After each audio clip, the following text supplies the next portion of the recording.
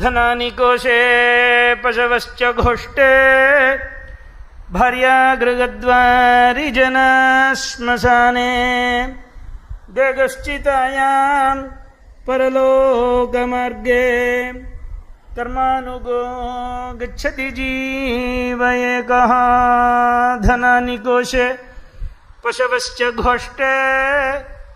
நிறைய சொத்து சேர்த்து வச்சிருக்கேன், பணங்காசெல்லாம் சேர்த்து வச்சிருக்கேன்.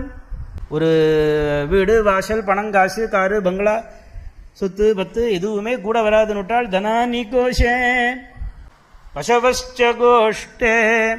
அந்த காலத்தில் பசுமாடுகள் நிறைய மாடு ஆடு எல்லாம் வச்சுட்டு இருப்பார். ஏதாவது வருமானா ஒரு நாள் எஜமானன் இல்லைன்னு சொன்னால் வேணா அது சாப்பிடாமல் இருக்கும், பேசாமல் நின்று இருக்கும். அடுத்த நாளைக்கு அதுக்கும் பசி உண்டு தாகம் உண்டு, அது பாட்டுக்கு சாப்பிட்டுட்டு போயிட்டே இருக்கும். எதுவும் கூட வராதுன்னு விட்டால் எதுவும் அனுப்பி வைக்க மாட்டா.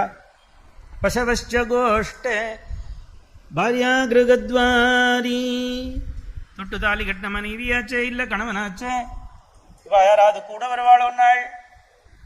நல்ல கணவனாக இருந்திருந்தா மனைவி வாசல் வரைக்கும் வருவாள், நல்ல மனைவியாக இருந்தால் கணவன் வாசல் வரைக்கும் இல்லை ருத்ரபூமி வரைக்கும் கூட வருவன்.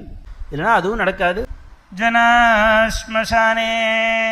ஜனங்கள்லாம் நீ நான் வளர்த்தேன் அவனுக்கு அது பண்ணேன் இது பண்ணேன்னு ஏதாவது நல்ல காரியம் பண்ணியிருந்தா 4-10 பேர் வந்து ருத்ரபூமி வரைக்கும் ஸ்மசானத்துக்கு வரைக்கும் வருவாள். சரி, இவ்வளோ வருஷங்களாக நான் கட்டி காத்த இந்த உடம்பு இருக்கே, ஜம்முன்னு ஃபிட்டாக வச்சுட்டேனே, இவ்வளோ நாளாக வச்சுட்டேனே இந்த உடம்பு, அது என் கூட வருமோ நாள். இந்த உடம்பு அங்கே கொண்டு போய் புளியங்கட்டையை வச்சு அடிக்கின உடனே புளியங்கட்டையாக எரிஞ்சு போயிடும் விட்டாள். தேகஸ்டிதாயாம் பரலோக மார்க்கே. பரலோக மார்க்கத்துக்கு யாரு வருவானால் கர்மானுகோ கச்சதி ஜீவ ஏகா. இவன் பண்ண கர்மா நல்ல கர்மாவோ கெட்ட கர்மாவோ என்ன பண்ணியிருக்கானோ அது தான் கூட வரணுட்டாள்.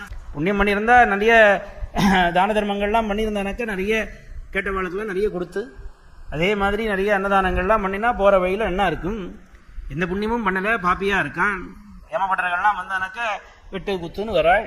அவள்லாம் வந்து இவனை திட்டுறாளாம். டே, ஒரு ராமா சொல்லியிருக்கப்படாதா, கதை நடக்கிறது போய் கேட்டிருக்கப்படாதா, பாகவதம் கேட்கப்படாதா, பாரதம் கேட்கப்படாதா, நல்லது பண்ணியிருந்தானாக்க உனக்கு இந்த கதி வராதேன்னு சொல்லுவாள்.